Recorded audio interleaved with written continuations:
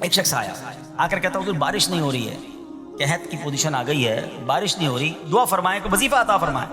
آپ نے فرمایا استغفار کرو، وہ چلا گیا۔ اچھا ایک بزرگ بیٹھے تھے ان کے پاس، حضرت ربیع بن صبیح رحمۃ اللہ، وہ دیکھ رہے تھے۔ دوسرا بندہ آیا، کہتا حضور تنگ دستی ہے، کاروبار میں ڈاؤن ہے، رزق میں تنگی ہے۔ آپ نے فرمایا استغفار کرو۔ تیسرا شخص آیا، کہتا حضور اولاد نہیں ہو رہی ہے، حصول اولاد کے لیے وظیفہ لینا ہے، فرمایا استغفار کرو۔ چوتھا بندہ آیا، وہ کہتا ہے کہ حضور میرے باغ میں فصلوں میں پیداوار کی کمی ہے، فرمایا استغفار کرو۔ حضرت ربیع بن صبیح کہتے ہیں حضور پہلا بندہ الگ پرابلم لے کر آیا، دوسرا الگ، تیسرا الگ، چوتھا الگ، چاروں کو ایک ہی دوائی، چاروں کو ایک ہی وظیفہ، استغفار استغفار۔ ہائے ہائے، بڑوں کی بڑی باتیں ہیں۔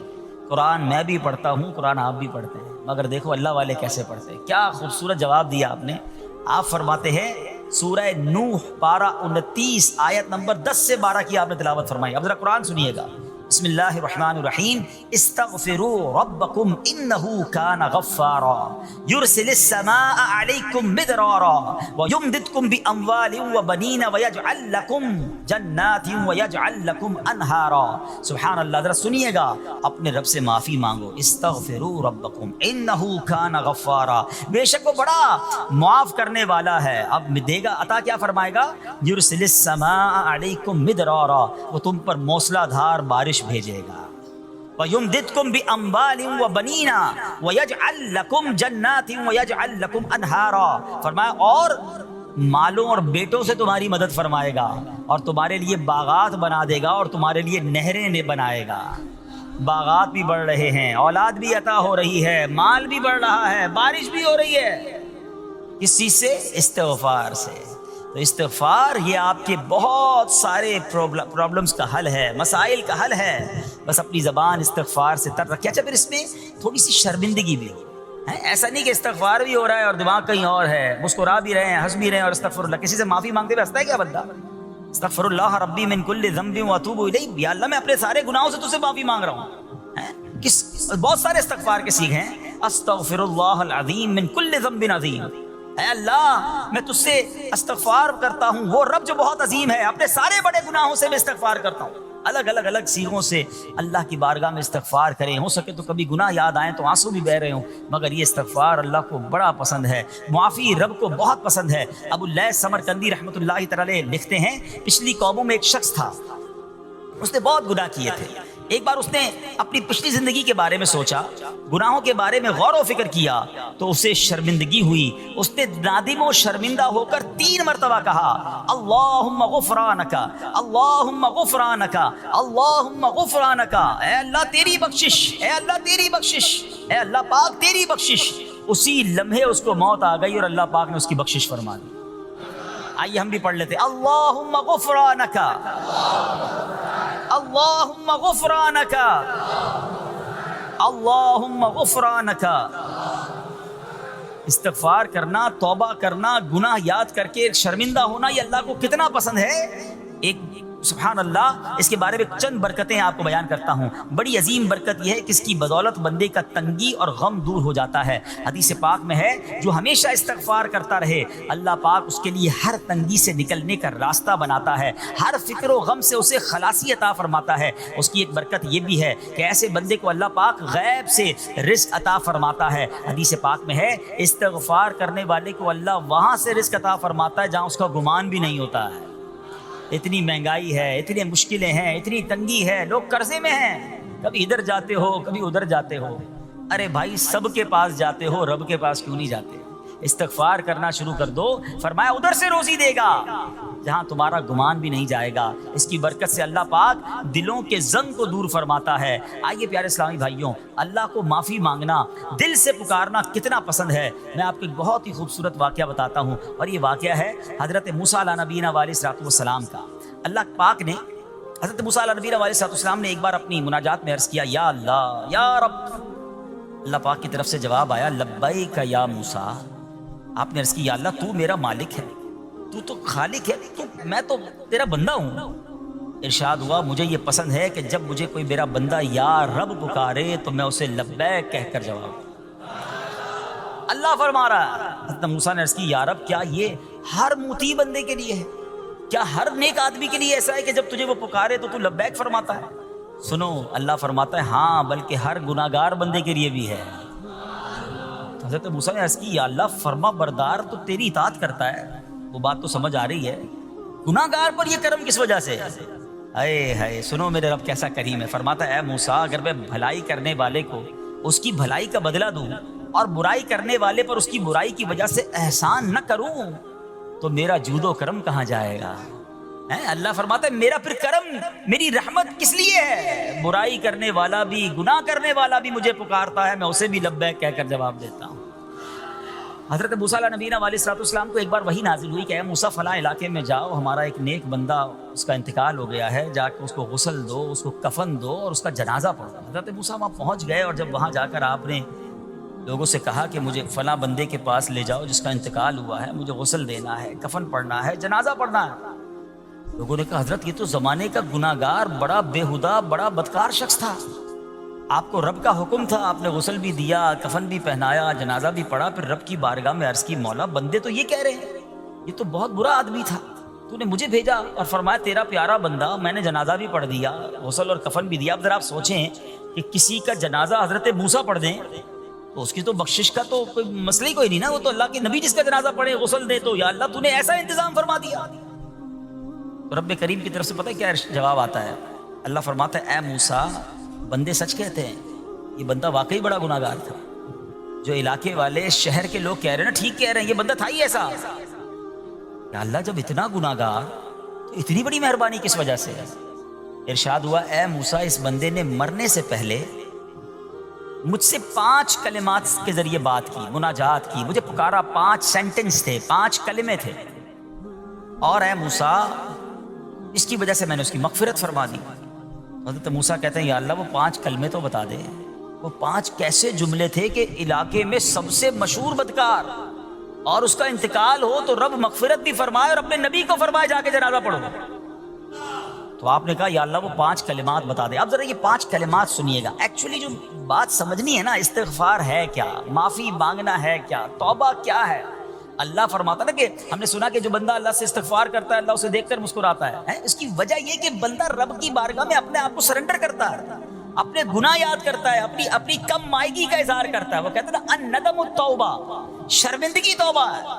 شرمندہ ہو جائے نا انسان، دنیا میں پتہ کیا معاملہ ہے، ہم کسی عدالت میں جا کر کہہ دیں ہم نے جرم کیا ہے، اقبال جرم، ٹھیک ہے، تو کیا ہوتا ہے، جج کہتا ہے پھر اس کو گرفتار کرو اور سزا سناؤ، بندہ خود ہی مان رہا ہے، گواہوں کی ضرورت کیا ہے۔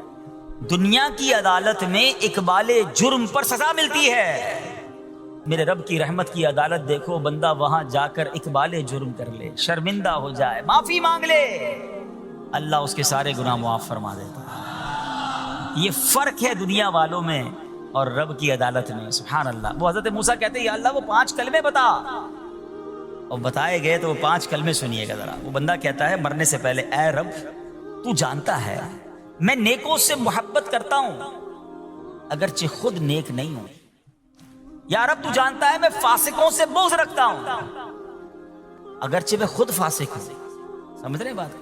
اے اللہ نیکوں سے پیار کرتا ہوں، مجھے پتا ہے میں خود نیک نہیں ہوں، میں گناہ گاروں سے نفرت کرتا ہوں حالانکہ میں خود بھی گناہ گار ہوں، کہیں بھی اپنی بڑائی نہیں ہے، میں گناہ گار، میں بدکار، مگر اللہ میں پیار کرتا ہوں نیک لوگوں سے۔ تیسرا جملہ کیا تھا، یا رب اگر مجھے معلوم ہو جائے کہ میرے جنت میں داخل ہونے سے تیری ملکیت میں کوئی کمی آ جائے گی تو اے اللہ میں تجھ سے پھر جنت کا سوال کرنا چھوڑ دوں گا۔ مجھے یہ پتا ہے یا اللہ تو نے مجھے جنت میں داخل کیا نا، تیری جنت میں کوئی کمی نہیں آئے گی، بہت بڑی ہے، اب مجھے داخل بھی کرنے سے تیرا کچھ نہیں جائے گا، اگر کچھ جاتا ہوتا تو یا اللہ میں جنت تیرے سے مانگنا چھوڑ دیتا۔ چوتھا جملہ کیا ہے، اے رب اگر مجھے معلوم ہو جائے کہ مجھے جہنم میں داخل کرنے سے تیری ملکیت میں اضافہ ہو جائے گا تو میں پھر جہنم سے پناہ نہیں مانگوں گا، یعنی اگر تو تیرے ملک میں تیری شان میں اضافہ ہو رہا ہے مجھے جہنم میں ڈالنے سے، پھر تو میں نہیں کہوں گا تجھے کہ جہنم سے نکال، مگر مجھے پتا ہے تو پہلے ہی مالک ہے، تو پہلے ہی خالق ہے، سب کچھ تیرا ہے، مجھے جہنم میں ڈالنے سے تیری کوئی ملکیت میں اضافہ نہیں ہونا۔ اور آخری بات کیا کہتا ہے، یا رب اگر تو مجھ پر رحم نہ کرے گا تو پھر کون کرے گا۔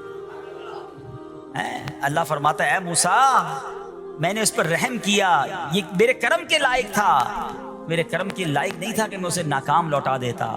جب اس نے یہ کلمات کہے تو میں نے اسے درگزر فرمایا, اس کی مغفرت فرما دی, اور میں ہی بخشنے والا مہربان ہوں.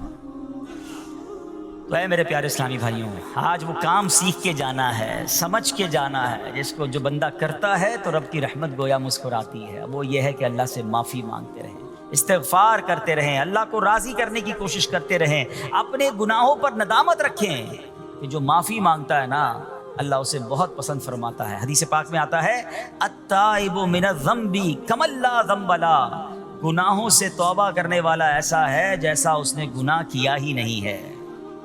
اچھا, اب ایک اور بہت پیارا عمل جس کو دیکھ کر اللہ مسکراتا ہے, وہی میں نے جو تفصیل بتائی کہ اللہ کی رحمت راضی ہو جاتی ہے اور اللہ کی رحمت برستی ہے, رب راضی ہو جاتا ہے.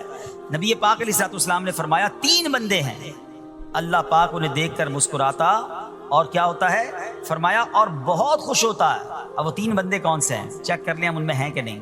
فرمایا نمبر 1 وہ بندہ جو رات کو اٹھے, بستر چھوڑے, اچھی طرح وضو کرے, پھر نماز پڑھنے کھڑا ہو جائے, اسے دیکھ کر اللہ پاک فرشتوں سے فرماتا ہے اے فرشتوں بتاؤ میرے بندے کو نیکی پر کس نے اکسایا ہے. فرشتے عرض کرتے ہیں مولا تو بہتر جانتا ہے. اللہ پاک فرماتا ہے ہاں میں جانتا ہوں مگر تم مجھے بتاؤ. فرشتے عرض کرتے ہیں اے مالک کریم تو نے اسے ایک چیز یعنی جہنم کا خوف دیا ہے, یہ اس سے ڈرتا ہے. اے اللہ تو نے ان کو ایک چیز جنت کی امید دلائی ہے, یہ اس کی امید رکھتا ہے. اے اللہ یہی خوف اور امید ہے جس نے اسے رات کی نیند قربان کر کے تیرے حضور کھڑے ہونے پر ابھارا ہے. اب اللہ پاک فرماتا ہے اے فرشتوں گواہ ہو جاؤ, یہ جس چیز سے ڈرتا ہے یعنی جہنم سے ڈرتا ہے, میں نے اپنے اس بندے کو اس سے امن بخشا, اور جس کی امید رکھتا ہے یعنی جنت کی, میں نے جنت اس پر واجب کر دی. رات اٹھ کر جب دنیا سوئی ہو بندہ اٹھ کر تہجد کی نماز ادا کرے, اللہ کی بارگاہ میں آنسو بہائے, اللہ فرشتوں کے سامنے گویا فخر فرماتا.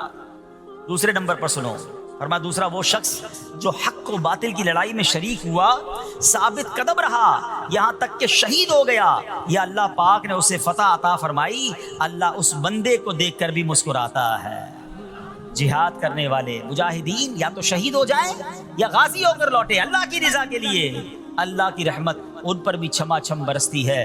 اور تیسرے نمبر پر فرمایا تیسرا وہ بندہ جو رات کو سفر کرتا ہے, یہاں تک کہ رات کے آخری حصے میں جب کہیں ٹھہرتا ہے تو اس کے ساتھ والے سو جاتے ہیں مگر وہ کھڑا ہو کر نماز پڑھنے لگتا ہے, اس بندے کو دیکھ کر بھی اللہ پاک مسکراتا ہے.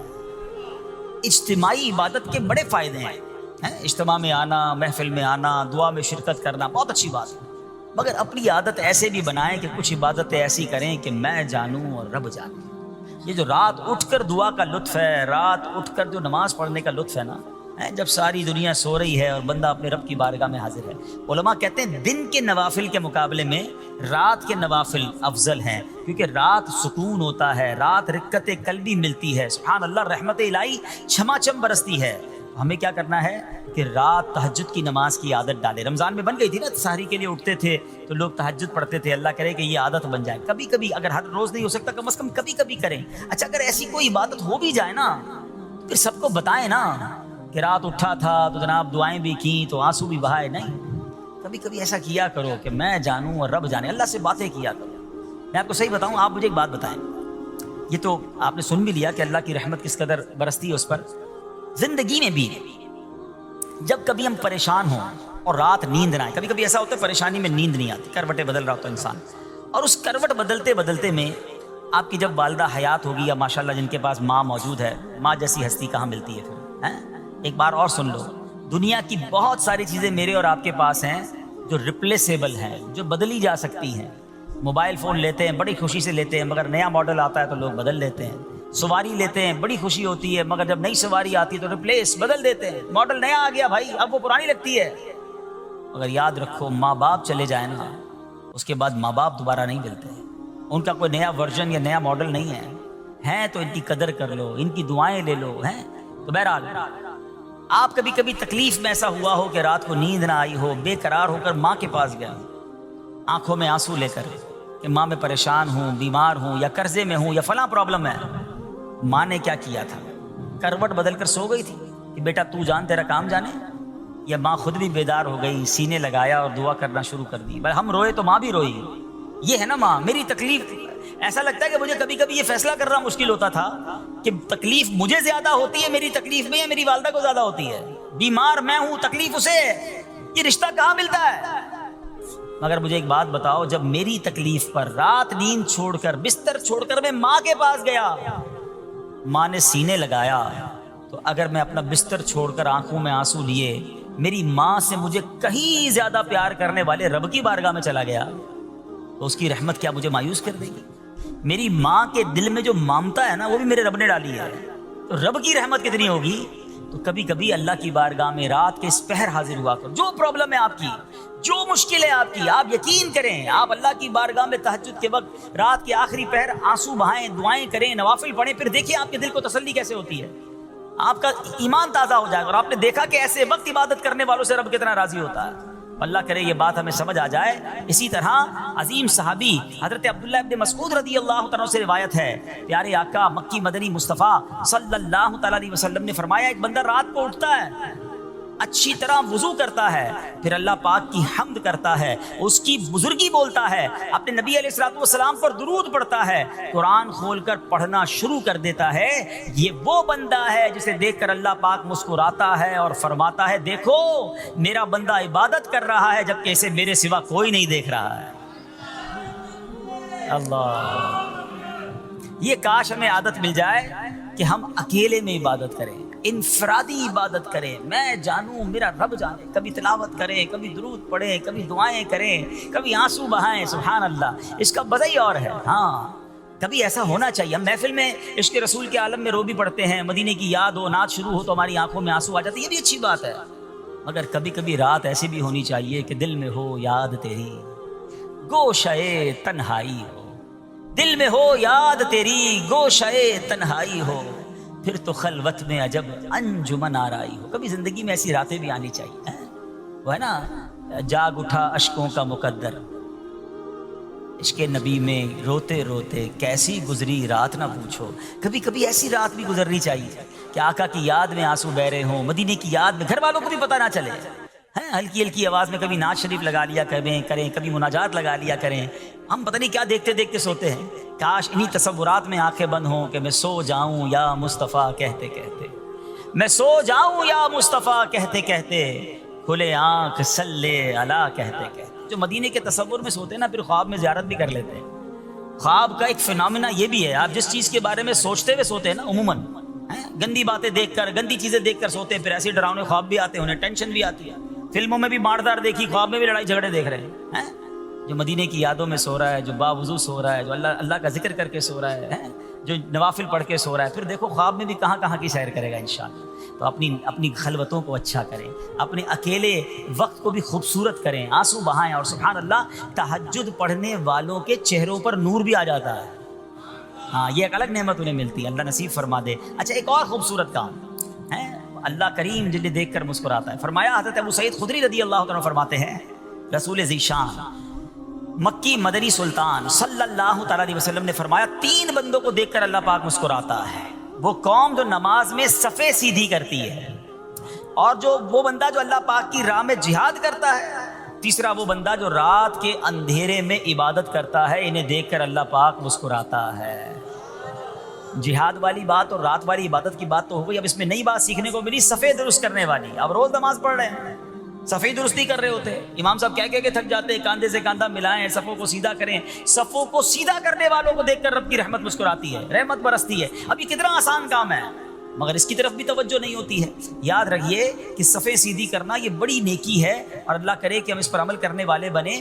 اور صفیں درست نہ کرنا ترک واجب, ناجائز اور گناہ ہے. سیدھی صفیں نہیں کرتے, نہیں, ناجائز کرتے ہیں, گناہ کرتے ہیں. صف درست نہ کرنے سے نماز ناقص رہ جاتی ہے. اور یہ بعض اوقات لوگ کہتے ہیں یار ہمیں نماز میں وسوسے بہت آتے ہیں. تو روایتوں میں آتا ہے صف درست نہ کرنا نماز میں وسوسے آنے کا سبب ہے. صفیں ٹھیک نہیں ہوں گی نا, عجیب عجیب سی باتیں دماغ میں آئیں گی. کیوں؟ حدیث پاک میں آتا ہے, شیطان تمہارے درمیان بھیڑ کے بچے کی طرح گھس جاتا ہے. شیطان صفوں میں گھس جاتا ہے. صف سیدھی نہ کرنے میں چہرہ بگڑنے کا اندیشہ ہے. हाय हाय, अब ज़रा गौर कर लीजिए कि कितना ज़रूरी है। कुरान करीम में एक सूरत है सूरह साफ़ात, इस मुबारक सूरत की पहली आयत में अल्लाह पाक ने फरमाया वस्साफ़ाति सफ़्फ़ा, उनकी कसम जो बाकायदा सफ़े बांधे हुए हैं। हज़रत अब्दुल्लाह इब्न मसऊद फरमाते हैं यहाँ सफ़े बांधने वालों से मुराद फरिश्ते हैं। हज़रत जाबिर बिन समुरा रज़ियल्लाहु तआला अन्हु फरमाते हैं एक दिन प्यारे आका मक्की मदनी मुस्तफ़ा सल्लल्लाहु तआला अलैहि वसल्लम तशरीफ़ लाए और फरमाया तुम ऐसे सफ़ क्यों नहीं बनाते जैसे फरिश्ते सफ़े बनाते हैं। हमने अर्ज़ की या रसूल अल्लाह सल्लल्लाहु तआला अलैहि वसल्लम फरिश्ते कैसे सफ़ बनाते हैं? फरमाया पहले अगली सफ़ मुकम्मल करते हैं और खूब मिलकर खड़े होते हैं। सुभान अल्लाह, मुबारक हो मुसलमानों को जो सफ़े सीधी करते हैं, अच्छी तरह कांधे से कांधा मिलाते हैं, गोया ये फरिश्तों का काम कर रहे हैं, फरिश्तों वाला काम कर रहे हैं। तफसीर तिबी में है फारूक आज़म रज़ियल्लाहु तआला अन्हु का ये मामूल था, जब नमाज पढ़ाने लगते तो नमाजियों को फरमाते सफ़े सीधी कर लो, ए फलां ज़रा आगे हो जाओ, ए फलां ज़रा पीछे हो जाओ। फिर फरमाते बेशक अल्लाह पाक तुम्हें फरिश्तों की तरह देखना पसंद फरमाता है। तो सफ़े सीधी रखना ये फरिश्तों का अंदाज़ है और अल्लाह की रहमत खूब बरसती है, गोया रब मुस्कुराता है उन्हें देखकर। तो है मेरे प्यारे इस्लामी भाइयों, और भी बहुत सारे काम हैं जिसको देखकर, जिनको करने से अल्लाह की रहमत छमा छम बरसती है। मुसलमानों की प्यारी अम्मी जान हज़रत आयशा सिद्दीक़ा तैयबा ताहिरा रज़ियल्लाहु ताला अन्हा से रिवायत है, रसूल रहमत शफ़ी उम्मत सल्लल्लाहु ताला अलैहि वसल्लम ने फरमाया जब बंदा मुझ पर दुरूद पाक पढ़ता है तो उसकी बरकत से एक फ़रिश्ता अल्लाह पाक की बारगाह में हाज़िर होता है। उस फरिश्ते के लिए हुक्म होता है कि इसे मेरे बंदे की कब्र के पास ले जाओ ताकि ये मेरे बंदे के लिए मग़फ़िरत की दुआ करता रहे और मेरे बंदे की आँखें ठंडी होती रहें। ज़ाते वाला पे बार बार दुरूद, ज़ाते वाला पे बार बार दुरूद, बार बार और बेशुमार दुरूद, कब्र में खूब काम आती है, बेकसों की है यारे गार दुरूद। सल्लु अलल हबीब सल्लल्लाहु ताला अला मुहम्मद सल्लल्लाहु अलैहि वसल्लम। प्यारे प्यारे इस्लामी भाइयों, कुछ दिनों पहले ही की बात है,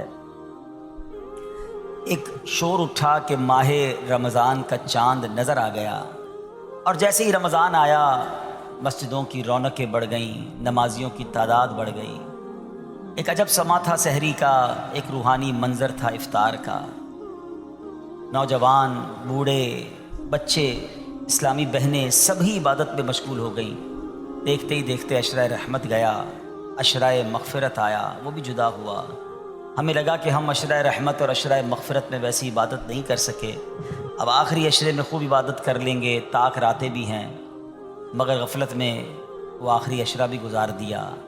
रमज़ान हमें तड़पा कर, बहारें लुटा कर, बरकतें अता करके हमसे अब जुदा हो चुका है। अब रमज़ान यकीनन अगले साल भी आएगा, मगर ये नहीं पता कि हम उस रमज़ान में होंगे या नहीं होंगे। हमें ये भी नहीं मालूम हमारी मग़फ़िरत हुई कि नहीं। हम रब करीम से दुआ करते हैं कि अल्लाह जिन लोगों ने तुझे राज़ी किया उनका वास्ता हमसे राज़ी हो जा, जिन लोगों की मग़फ़िरत फरमाई उनका वास्ता हमारी मग़फ़िरत फरमा दे। माह रमज़ान की बस अब याद ही बाकी रह गई है, अब रमज़ान के बाद की ज़िंदगी है। अब ज़िंदगी हमें ऐसे गुजारनी है कि जो हमने रमज़ान में रूहानियत हासिल की, जो बरकतें हासिल की, जो हमें तक़वे की सौगात रमज़ान से मिली है, कहीं वो ज़ाया ना हो जाए। हमारा दुश्मन आज़ाद हो चुका है, शैतान हमला करने के लिए भरपूर तैयारी पर आमादा है। कई लोगों को तो उसने पहले 2 दिनों में ही मस्जिद से दूर कर दिया होगा। अब हमें भी गौर करना है कि क्या हमें भी अपनी सारी इबादतें, सारी रियाज़तें, सारी रूहानियत ज़ाया करनी है या नहीं। हमने इंशाअल्लाह उसको कंटिन्यू करना है जो हमने रमज़ान में आमाल शुरू किए थे, जो नेकियां शुरू की थी। बड़ी प्यारी एक हदीस पाक है कि रमज़ान वो महीना है, मन क़ाम रमज़ाना ईमानन व एहतिसाबन गुफ़िर लहू मा तक़द्दम मिन ज़ंबिही, यानी जो ईमान के साथ सवाब कमाने के लिए रमज़ान मुबारक के रोज़े रखे उसके पिछले गुनाह मुआफ़ कर दिए जाते हैं।